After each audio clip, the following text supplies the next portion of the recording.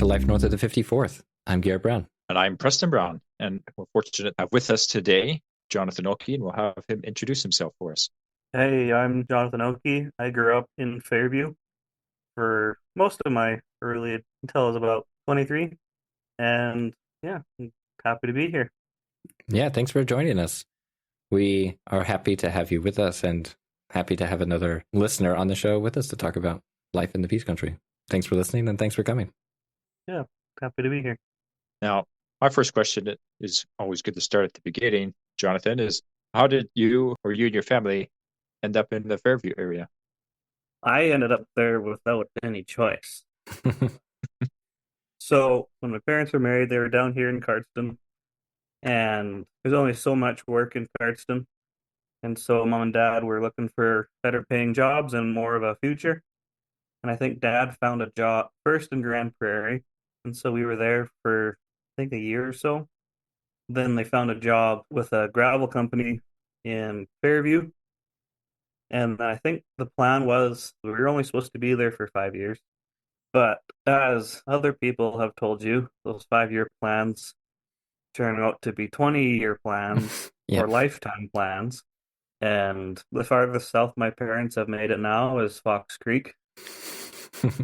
But they still haven't escaped the clutches of the North.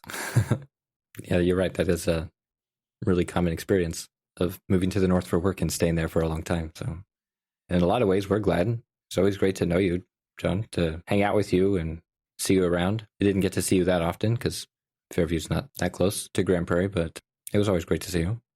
Yeah, I don't think as got older and had more mobility, I had my driver's license and I could go.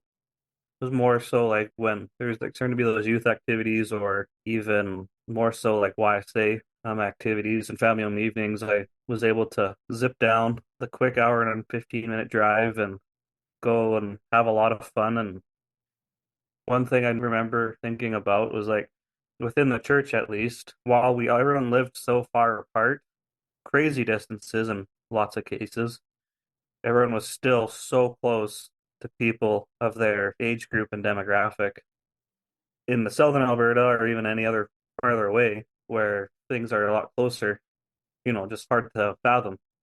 Like I hardly know anyone from McGrath, which is closer than anything to Fairview, but I knew tons of people from Valley View or Grand Prairie, Peace River, Fort St. John, knew families worth of people where, down here you hear of them, but you don't know them like you do up there. Yeah.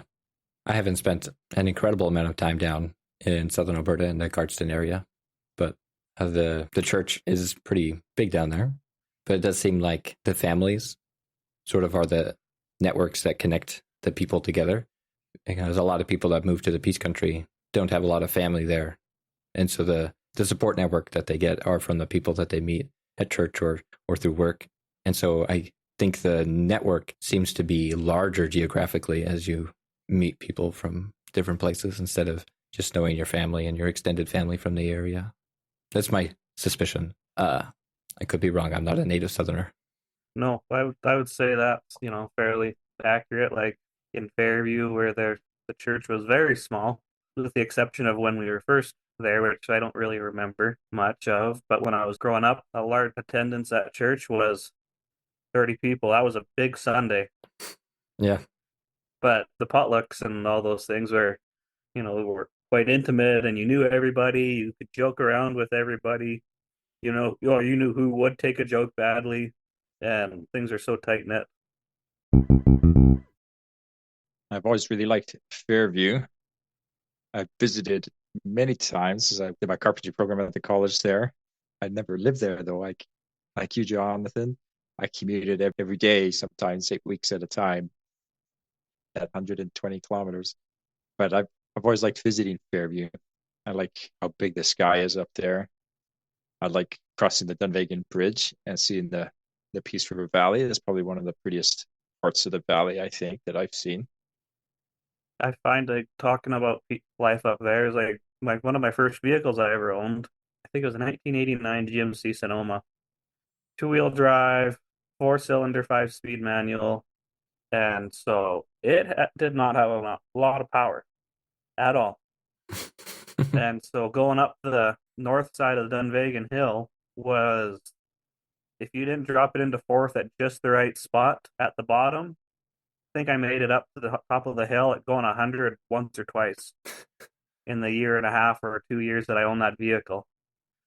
Just because that hill was so long and so steep that it just was like, not happening. I ain't doing that for you. Well, that Dunvegan area was always so much fun. I don't want to belabor too many old car stories, but in a similar way, I had a Jetta that was a manual, like stick shift. Yep. And at the time, I did not know that the two cooling fans on the car were broken. I didn't know that it had two, and both of them were broken, and I didn't know this at the time. And I drove through Death Valley in August, and I was trying to go up the hill, and my car was just overheating.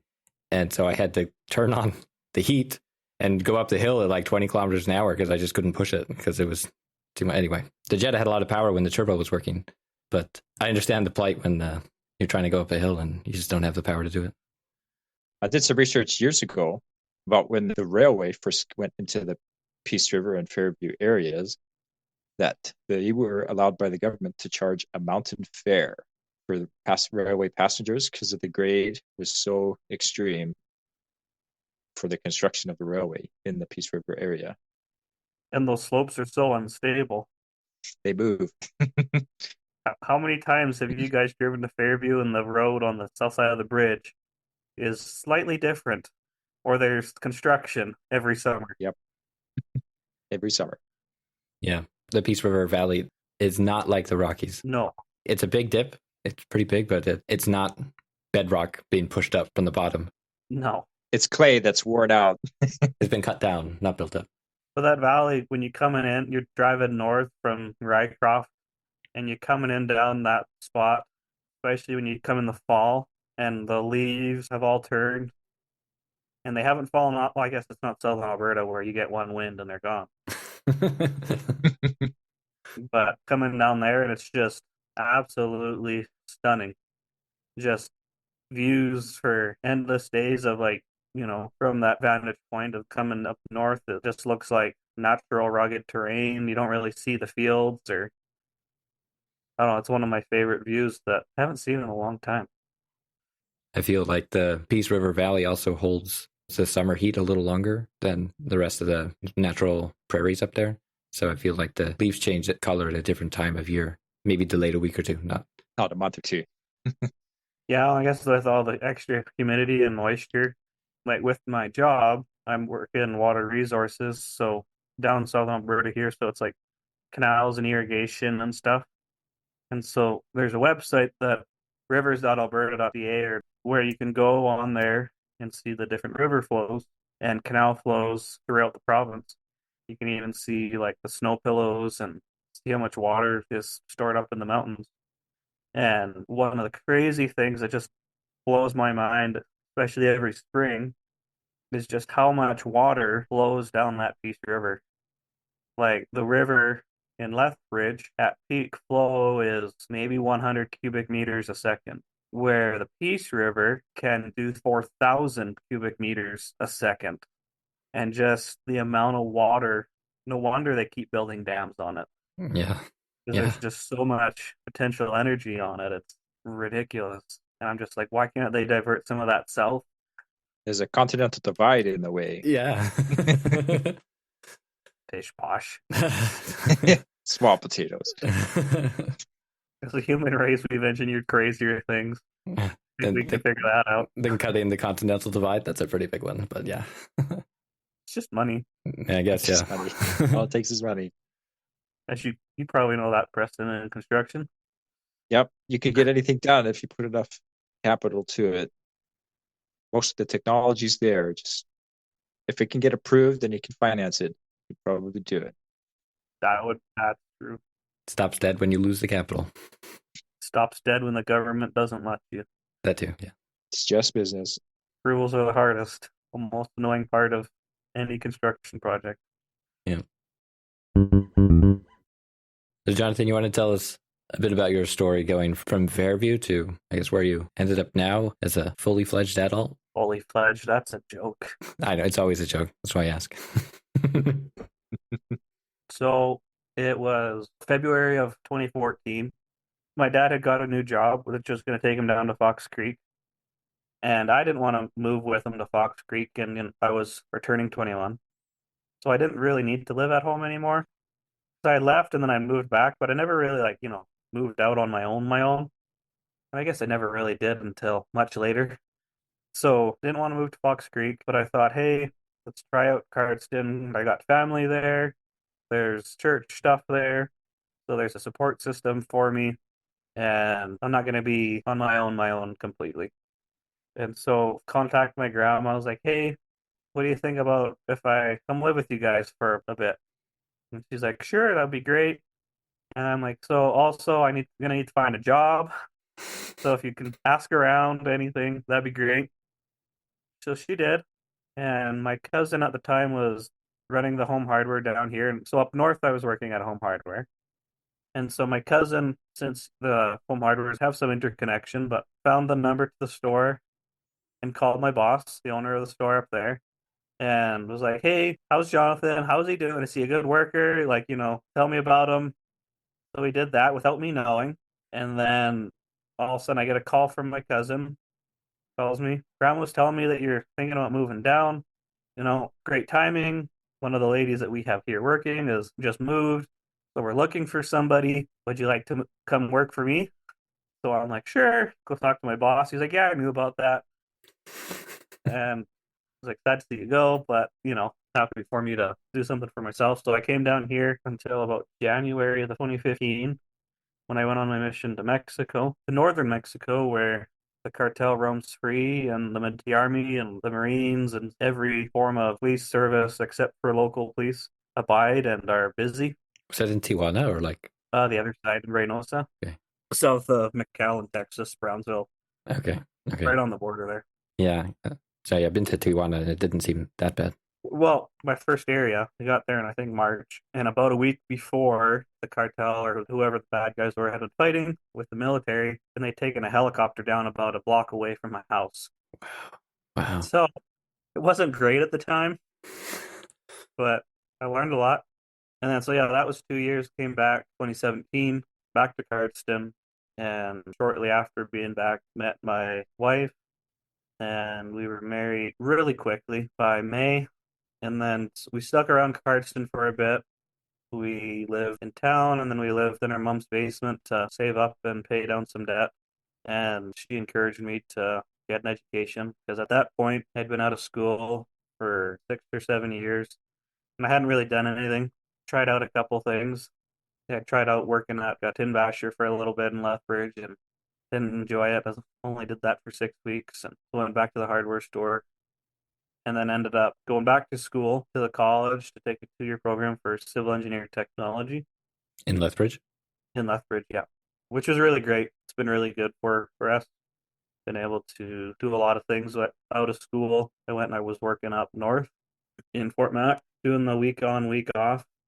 The week off was great. The week on sucked. Did that for 6 months until I found a position down here in Lethbridge working for MPE Engineering. I don't know what they do up in Edmonton. I think probably a lot of municipal jobs. Okay. So sewers and stuff like that. Yeah. But I got mine, yeah, as I said, in the water resources. So working in canals and irrigation jobs mainly, which has been really cool. I've got to go to a lot of places all over southern Alberta here, places that I never would have been to if it wasn't for that, because there a lot of times the irrigation things are a little off the beaten path because they got to get the water to the farmer. Yep.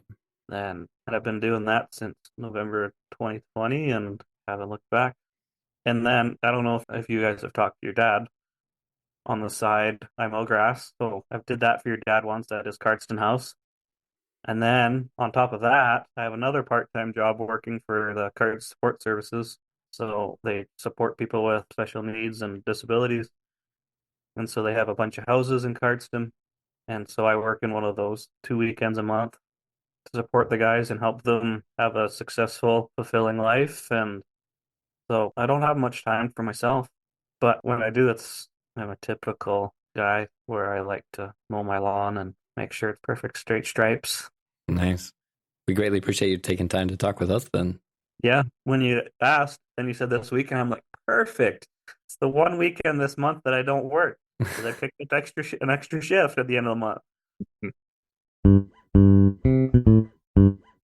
As another quick aside, when I graduated from BYU, I was looking for summer jobs, and I applied to work for the Bureau of Land Management and Water Resources in Utah. Yeah. They were looking for, it was the strangest job title. They were looking for an IT guy who had experience doing plumbing and carpentry stuff. And I was like, wow, what a job. Like, you want somebody who is good with computers and can go and fix like a broken pipe in the middle of the desert?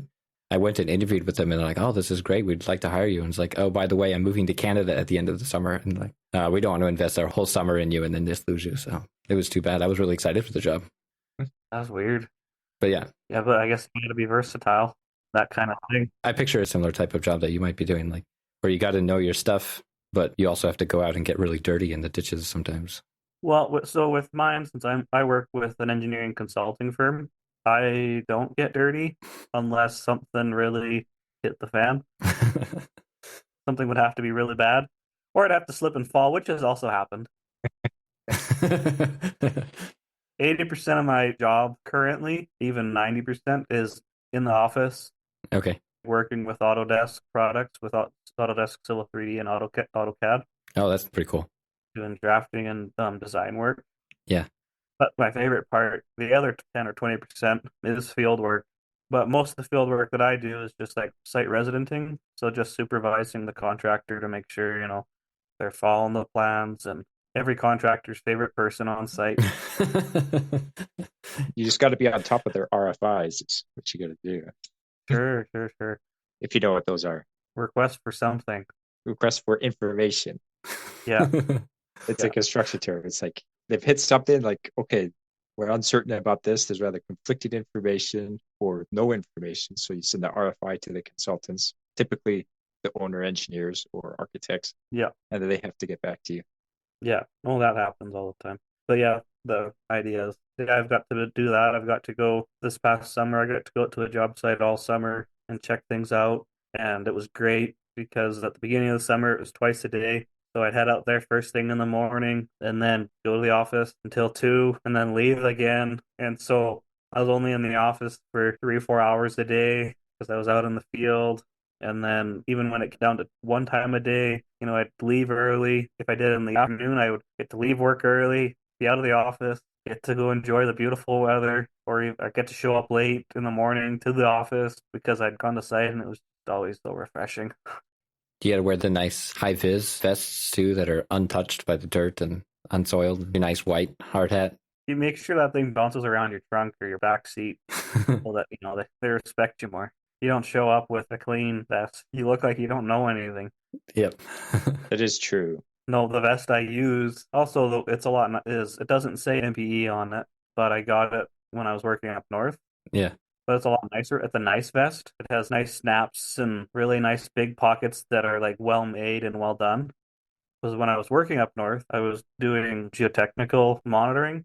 So like there's things called piezometers, which measure the pore pressure in the soil. And if that pore pressure changes, they can tell that something, like if the soil's shifting or moving, or maybe there's more water in there and something's going on. Or another one we would do called inclinometers. So it's just a pipe, maybe basically a 3 or 4 inch ABS pipe that has slots built into it. And then you just run this probe down and you pull it up half a meter at a time, twice. You pull it up and then you flip it around and run it down again. And it can tell if the ground underneath has shifted at all from the previous when the data is processed. And that's so much fun when it's 100 meter or longer, half a meter at a time. You get your shoulders and your arms and your upper body don't feel so great, especially when you get a couple of them in a day. Is this on a drilling rig? No, just around the oil sand site. Okay. Yeah. So that one I did get dirty. Yeah. But it was also a lot more fun driving because it was a lot of off-road driving. Yeah. My experience on the rigs as a roughneck, the well-educated people would come in with all of their measuring machines that you would put on the Like you'd put the drill bit there, and then you'd have like 10 or 20 meters of instruments, and then you'd put the rest of the stuff up top. Yeah, sometimes they would make us do things that nobody else understood what was going on. It's like up, down, down. Like, okay. It's like, are we drilling? Are we not drilling? It's like, Yeah.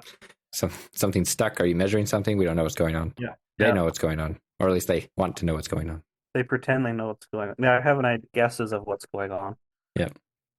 From other different drillings and stuff that I've understood. I guess that's one way they can know how hard the material is and what the crap you're drilling through, because probably a lot of stuff. Yep. Yeah, that's really cool stuff, though, Jonathan. I think the world is such a fascinating place, and it's basically impossible to explore it all. So, yeah, thanks for sharing some small piece of it. Yeah, no problem. As a related question, does your work end up having any emergency hour things or like things that you have to do on call quickly?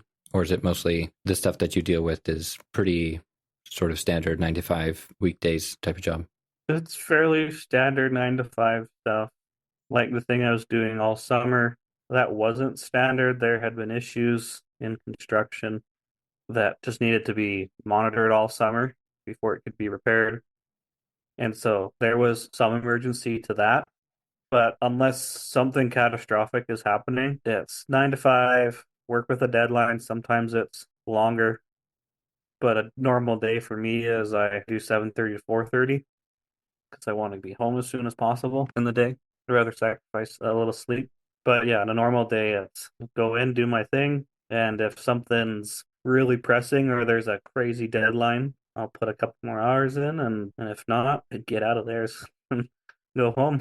Yeah. Sound like you're an engineer. Yeah. Except when I'm on site. I'm there when you're there.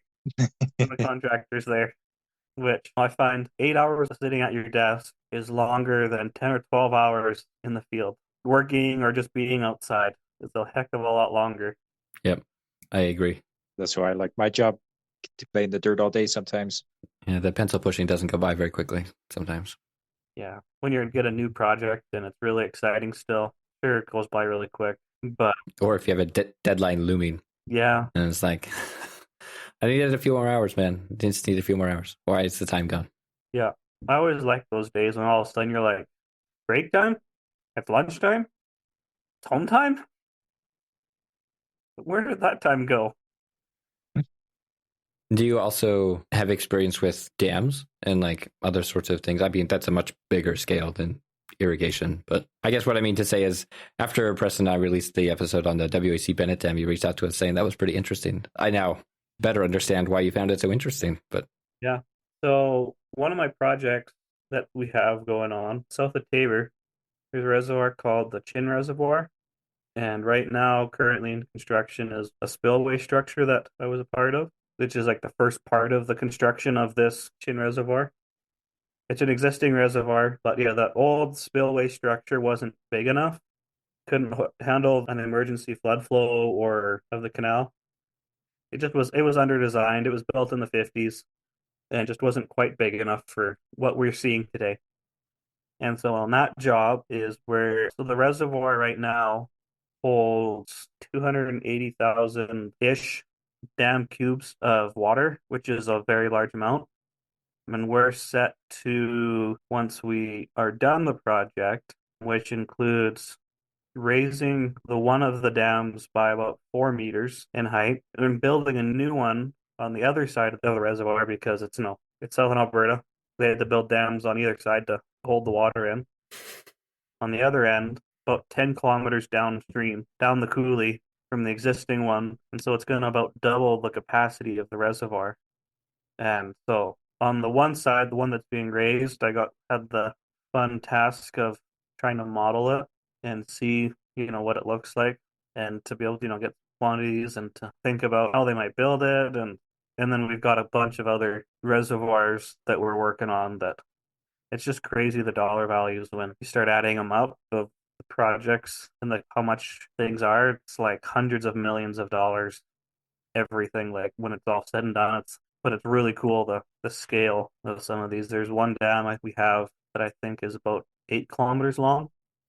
and at the highest point, it's 30 meters tall. This is all completely off my memory, which could be serving me completely wrong, but it's really cool to see the expansion and the progression of the irrigation in southern Alberta. As we had a year like winter, like last winter and the summer, where there's not a lot of water in the reservoirs right now Yeah. for winter storage.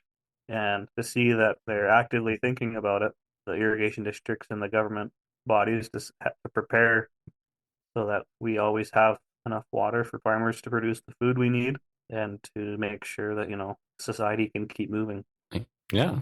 Yeah. So that's why the dam one was so cool because, I'm like, hey, to learn about, I think for me, what was so cool about the Bennett was I'd never really known about the First Nation tribe that was displaced.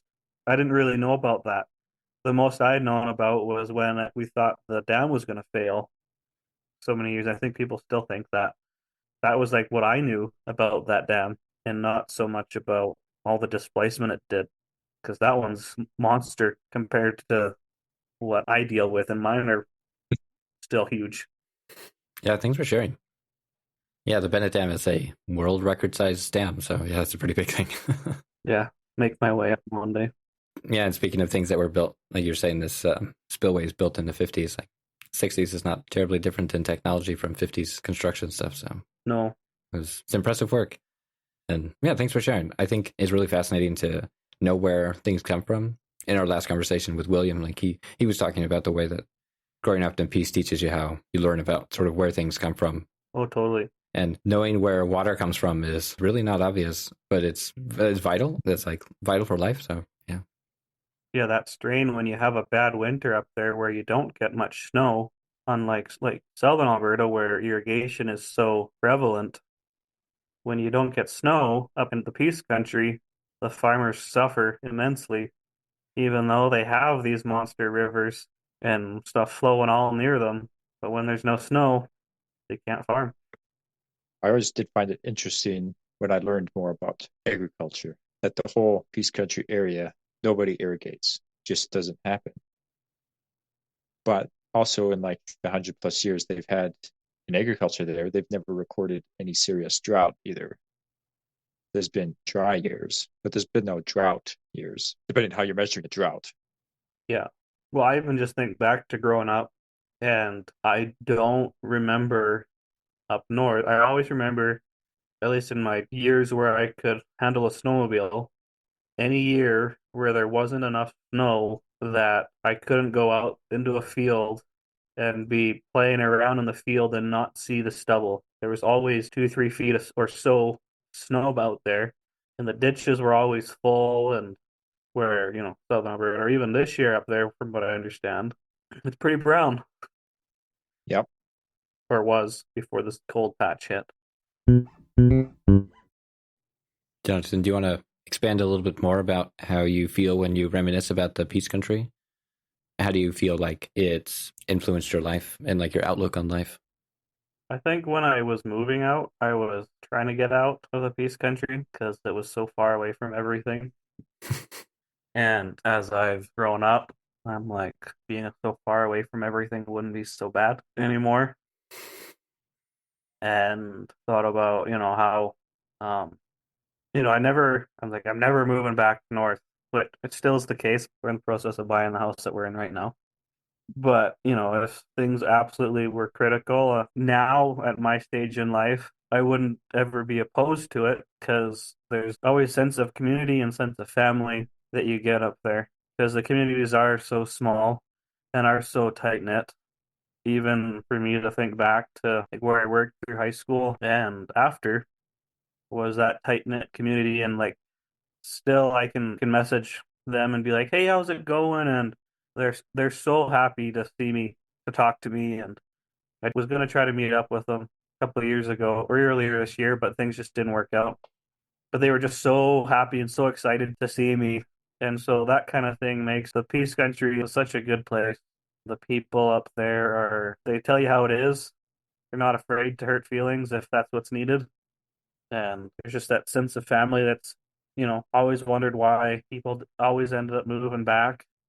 And it's for that same reason where Just that sense of family, that sense of belonging that's so prevalent there. I think one lesson is like in this past weekend here where it's been so cold that taught me to deal with cold.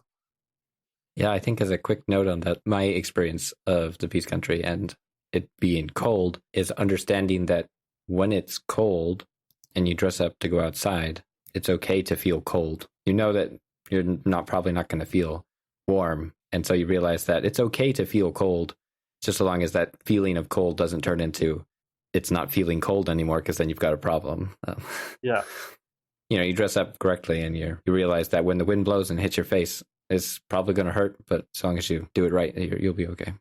Yeah, on that vein there, Garrett was just thinking back, and I don't know why the ski hill was open, but the Fairview ski hill, it was open and it was low 20s, maybe even minus 30, plus a little wind, and the ski hill was still open. And I don't know why, but I was out there. The ride down was so much fun, and the ride back up on the toe, because they don't do chairlifts up there very often, That's right. was so cold. And of course, it was night skiing, so there's no sun to, warm your face. But it was so much fun. Where now that I've been acclimatized to Southern Alberta winter, minus 10 is bone chilling, and I wouldn't do that ever again. I'm weird. Sometimes I like it. That's like, I just want to dress up warm and then just feel the 30 below run past my face and go for a walk. Breathe it in. The air's dense. There's lots of oxygen. It's not in your nostrils freeze. The icicles in my mustache. But there is something about that, that cold. I don't know, everything's just quieter. Everything's more peaceful. And if it's sunny that day when it's way too cold, there's just something about that peace of ridiculous cold. One of the things that I didn't fully grasp, I'd never thought about it. Like growing up in the Peace Country, I really enjoyed just astronomy things. Like I enjoyed how the seasons would change the sky so much. Yeah. And you would see how the sun would hardly rise in the winter and be a very high rise in the summer. And so it was clear to me that being so far north made such a big difference on the climate. But it wasn't until I was in Utah and also at like a higher elevation that in the wintertime, when the sun is out in the south, even if the air temperature is like minus 10 Celsius, if the sun is out, you get so much more infrared energy from the sun. Yeah. That you feel actually so much warmer in the sunlight. But in the north, it's such a glancing blow. Like you're so far on the globe that when the sun shines on you in the north, you don't feel it. Mm-hmm. You picture it in your mind like, oh, I'm happy because the sun is shining and I haven't seen it in like 3 days. But it's different. The UV index is 0 for at least 2 months. Yeah. Even if it's shining, it's still 0. Yeah, similar thing like as experienced as a redhead where I burn very easily. Like since I left the Peace Country, I basically always have to keep an eye on the UV index. But in the Peace Country, I basically never kept an eye on the UV index because the UV index never got high because the intensity of the sun is just so much less at that latitude. Yeah. Yeah. Well, to that whole day-night cycle, it's just weird being down here and then just remembering growing up of just how different. We're not that far away. We are, but we're not. That's how it gets dark at night down here, like 9:30, 10, starts to get dark. And that's in like, June. We're up north in June.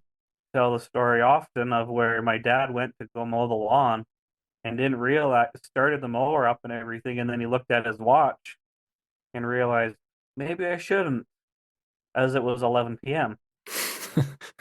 and thought it was a lot earlier. Don't want to wake up the children. And that summer sun was so magical up there. So nice. Love it. Annoying if you're trying to sleep. Oh, I don't know you guys, but we always did tinfoil on our windows to be able to manage a sleep. I think we just suffered, didn't we, Garrett? Yeah, I think we did. Parents didn't love you. I suffered in the sense that you just had to learn to fall asleep when it was light outside. And if you didn't, then you suffered in sleep. And at least if you stayed awake until it was dark enough to fall asleep, then you had to learn to stay asleep when the sun was up. Yeah. I think directly, especially when you go camping in the north, in the summertime, you go camping, you're in a tent and the sun lights up the tent at 4:00 in the morning. And you're like, I am not ready to get up and, do another 10-kilometer hike in this thing. So I'm going to sleep until the tent is too hot to sleep in. Too hot. Yeah. Yeah. Well, I think it's different when you grow up there. You get used to that cycle. Where like my aunt, moved up there and she was living in Manning for a while. I think she did achieve the 5-year cycle. But In 5 years and then actually left. yeah, pretty close to it. But where she grew up down here, had never been up there really, more than a visit. And that was so hard on her to get a normal sleep cycle because even Manning's even worse than Grand Prairie or Fairview because it's even farther north. And just remember always talking about that, how it was just the worst thing to get used to, but also the best thing ever in the same breath. Yeah. Certainly not the Peace Country, but I would really love to visit Scotland because, like, in terms of latitude on the globe, Pretty close. yeah, Manchester is as far north as Grand Prairie is at 55 degrees north. Oh, okay. And Scotland is much farther north than Manchester for the UK. But it's warmer because they got that North Atlantic current that brings up all that Caribbean heat. So it's not so miserable. But the seasonal depression in the UK is real because they got basically just as much light in the winter as the Peace Country, but It's cloudy. a lot more rain. So Yeah. At least in the Peace Country, you get the sunshine. I remember many sunny evenings or Saturdays and being able to just hop on the snowmobile and because we lived on the edge of town and just be able to just give her and, ride from Fairview to halfway to Hines Creek, which was, 20-minute drive, but on a snowmobile because there was nothing there to stop you. And the weather was just absolutely crisp and peaceful. It is a peaceful place. Yeah. And then you turn to drive south, and the sun is only 3 degrees above the horizon and And everything's white. reflecting straight off the ice on the road. And it's just like, it's impossible to see. Yeah, the worst is, when your windshield gets sandblasted after a while, and then I usually get pretty lucky with my commute in, but there's a month or two of the year where the sunrise is just right in my eyes, and with all the pitting on the windshield, it just makes it so much fun to drive east. Yeah, it just reflects just perfectly. I started to study it when I was an adult, but like the daylight change between summer and winter. And I specifically remember looking at Grand Prairie because the sun starts to rise in the northeast and then in the winter in the southeast. But at the equinox, it still rises in the east and sets in the west. But since it has to go from the north to the south throughout the year, around the equinox, the daylight time can change up to 7 minutes a day in Grand Prairie from one day to the next around the equinox, which is like, if the sun's in your eyes next week, it will not be in your eyes because it's moved a half hour. Yep. Yeah, it's just crazy how much different it is. Like even when I was in Mexico for my mission, the daylight and sunlight was completely different. Like in winter, we were fairly close to the equator where I was, but like summertime, it was dark by 8 or 9 every day. But that same time up north, it was still light all night. Yeah. I remember as a kid, there was a news story about some tragedy that happened in Mexico City. And they were showing last night in Mexico City at 7 p.m. And then they have like the camera showing what it looked like in Mexico City at 7 p.m. And it was like dark. Street lights are off. Yeah. And it was like, wait, it's dark? Like, why is it dark? Isn't it summertime? Like, doesn't it mean that the sunlight is out and that it's going to be bright? And the summer means sunlight, right? Isn't that what it means? There's no darkness in the summertime. I was so naive at the time. I mean, I can't say I'm much more educated, but you learn, yeah. You're just a PhD person, not much more educated at all. I don't have it yet, so. Candidate. Still way more than I have. I've got a diploma. I got a certificate on my wall. Out of the three of us, there's one of us who's not actually contributing to society, so. Which is it? I'm just kidding.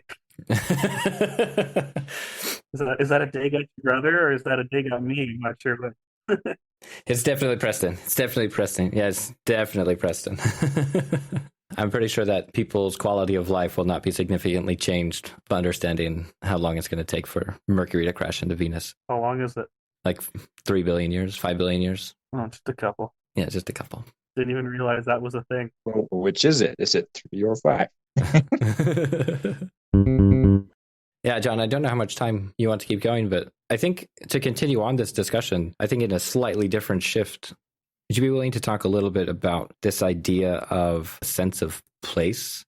I guess what I mean is my experience of growing up in the Peace Country. Sometimes I can't untangle the nostalgia for the Peace Country as a place, like the land and the features and the beauty of the Peace Country, and the nostalgia of my youth, of like, that's where I lived. So I recognize it. It's familiar to me because that was my home. And I think a sense of place and like feeling like you're a part of the land, not necessarily like, I'm not a tree in the land, but like, I belong here, or like this place is special to me. Do you have any thoughts or feelings about this sort of thing? Yeah, like I would say, since my parents have moved, it's not like I'm going home. I've never, since they moved there, I'm going to my parents' house. That's not home. It is for my sister because, she did most of her, I think her junior high and high school there. So she's got roots, she's got friends, she knows the area. But if my parents were to still live up in Fairview, even Grand Prairie, it would still feel more like home. When I got back from my mission, I was at my parents for a couple of weeks, and so one day I went for a drive up there to, go visit and say hi, and I just still felt yeah, this is home. This is where I grew up. This is what I know. People are still happy to see me and drive around the areas that you used to frequent. They still bring good memories, and you're just like, hey, here I had fun. Here I did this. Yeah, I think there's a sense of place, and I think that also kind of evolves as you grow up too. You get sense of places. Yeah. Put a plural on that because like now where I'm at, one thing that like my coworkers don't understand why I live in Cardston and I commute, but there's a sense of community, a sense of place here that reminds me of growing up in that community. There's a small community where you know people. Even the house which I'm at really brings me back to my good memories of my childhood. I don't know if you guys remember, but the house that we grew up in Fairview, behind it, there was a lot owned by the town and some trees and stuff that the town didn't maintain, but we ended up maintaining. And so the house I live in now that we're in the process of buying, part of the house, there's just two more lots behind my house because we're kind of on the hillside. And so it kind of feels like growing up where I could go back into that place, into that lot in my sense play, but with my adult toys, my Yeah. my chainsaw and my mowers. And Yeah. so I'd say kind of, yeah, for me, it's evolved and changed as I've grown and understood. Because like when I was going to school, we were living in Lethbridge, and neither my wife, Allie, or I never really felt that there. Yeah. Sure, we love the convenience, and skip the dishes was way too popular in our house. Yeah. Yeah. But we didn't have that same sense of place. And since, I was a student within the church, it was a lot harder to feel that sense of home and that sense of place because they knew most students are moving on after. And so it was not until we moved back here to Cardston, did we really rekindle that where, now talk to my neighbors. I've made good friends with some of them. Like after Christmas, my one neighbor and I went to Lethbridge for a quick trip together. I think to that sense of place, it's like those relationships that you develop, like you say, kind of develop you into that ecosystem of that area. And when you're able to develop that and have that relationship and have those people that you can trust and that will be there to help you, that sense of place is just possible. Yeah. Do you feel like it's a lot to do with the people then and the community, or do you feel like in part it is actually like the geographical features and like the location itself? It's just something that's really fascinating. Most of our conversation in this has been about the land, Mm-hmm. the features, and the things like that. So I feel like there is something deep, inherently Homo sapien. Mm-hmm. Humanity is just connected to land in some way, and so sometimes it's hard to figure out. So it's nice to talk to you about this. Like I think in the peace country, I think in my case, I think that was a lot of it was just because growing up, I had friends at school, but I wasn't the person, to go out and do things just because they were out partying and drinking and whatever. And I just didn't want to be a part of that. And so I ended up on the snowmobiles, on the quads, on the mountain bike, exploring the area. Explored a lot around Dunvegan and like went quadding and mountain biking back there and even around Fairview. And just kind of that connection to that beauty in that area. I don't know, I just feel like there's more accessible ground land up there. Yeah, that's right. Where southern Alberta, there's a lot more private land. And so you don't go trespassing unless you know the person. And even if you do know the person, sometimes you don't go. And so I think like my connection to the land here is a lot smaller compared to the family farm where like my dad grew up, his dad grew up, and his dad grew up since the late 1800s where they homestead. Yeah. Where out there, you know, it was Dunveig and the Sand Hills west of Fairview, and even snowmobiling up northwest of Hines Creek, or even heading out to Leonard Bigham's house and going for sleigh rides. Even the ski hills that we had everywhere up there. There was just that connection there where you could go enjoy nature. I'm never going to be able to go skiing down here unless I drive to Castle Mountain, which is, you know, an hour and a half, 2 hours, or whatever it is. Jonathan, are you saying that cross-country skiing is not real skiing? I'm saying I don't have enough snow down here, and yes, it's too much work. Yeah. Too much cardio to get going. Not saying downhill skiing is any easier. No, I know what you mean. Just different. Preston, do you have any thoughts you want to share about it too? I think no matter where somebody grows up, they reminisce about the land specifically. I've met people from like mountainous areas. I don't think they would ever live in the flats or the prairies. But having lived in the prairies a lot of my life, I do love the big sky, watching the sunrise for like hours and set for hours, and then the stars at night. You can just see a whole lot more. But seeing the mountains in the distance is also nice. I've learned to recognize all the beauty of the earth, but I don't really like the sound of the ocean. I just couldn't fall asleep to it. It's just, that's not really my thing. I don't feel any attachment to it. I don't trust it. It smells funny. It sounds funny. Yeah.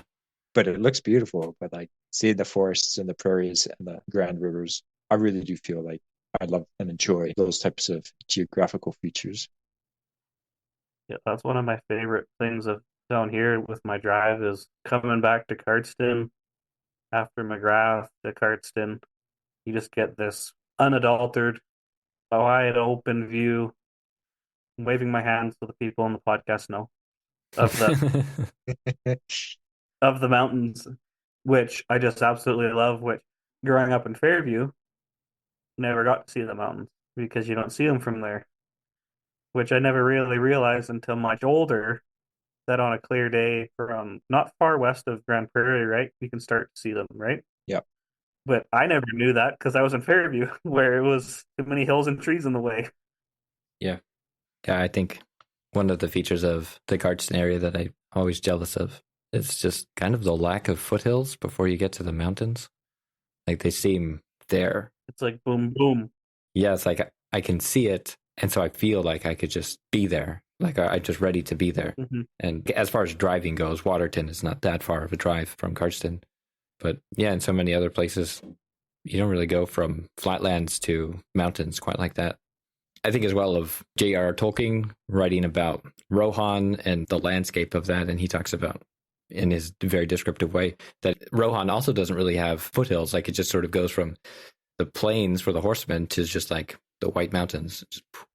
And yeah, I don't think there's a lot of places like that on Earth. And the Peace Country is not like that. The Peace Country is very rolly. Very rolly. Oh, yeah. Even Grand Prairie is pretty rolly. How many hills and valleys do you have to go to just to get to Fairview from Grand Prairie? Yeah. A few. And, if your truck only has 4-cylinder, you got to go up the Dunvegan one, right? Yeah. Got to give her somehow. Yeah, thanks for indulging me there, Jonathan. It related to what you brought up, too, about the WAC Bennett Dam. I think when you have generations of people living on the land, you've really become attached to land itself. The community that's there supporting you is obviously very important, vital to life, but land is strange. Like it's there. It's generational. Yeah, like you go back to some place and you're like, I remember hanging out there, or like I remember going for a walk there, or I remember this is where I crashed into the ditch, or something like that. And drove my car into a canal. Yeah, the place reminds you of it in the sense of space. I think it's a great reminder to myself that humans, as much as humans create the most impressive architectural wonders, we're not aliens. No. We come from this place. We just figured out how to change it, but it hasn't fundamentally changed who we are. No. Well, even like the memories that are tied to it. You may not remember, like you say, what you did, but you remember like my family ranch that's been in my family forever. We used to do family reunions there every couple of years. And so all those good memories or good feelings, I think is kind of what they've more evolved into is like, remember going there and just feeling that sense of family and community. Or up north, that sense of joy and peace and connection to the raw beauty. Yeah. Thank you so much, Jonathan. It's been so great to talk with you and so great to catch up with you. As usual, it's been an age since I've seen you or spoken with you, so thank you. Oh, thank you. Yeah, it's been a long time, and yeah, it's been fun chatting with you guys and listening to other people's stories. Thanks for having me. Yeah, really appreciate you on the show, and we got you all recorded now so we can listen to it all again. Over and over forever. I'll let other people listen to this one. I don't want too awkward to listen to myself. Yeah. For those who do listen, we're really grateful. And if you found something that we spoke about interesting, you can let us know. You can email us at lifenorthofthe54th@gmail.com, or you can send us feedback at our website, peacecountrylife.ca/feedback. So, Jonathan, we hope to see you around. Take care of yourself. Thank you. You guys too. Until our next meeting, Jonathan. Bye.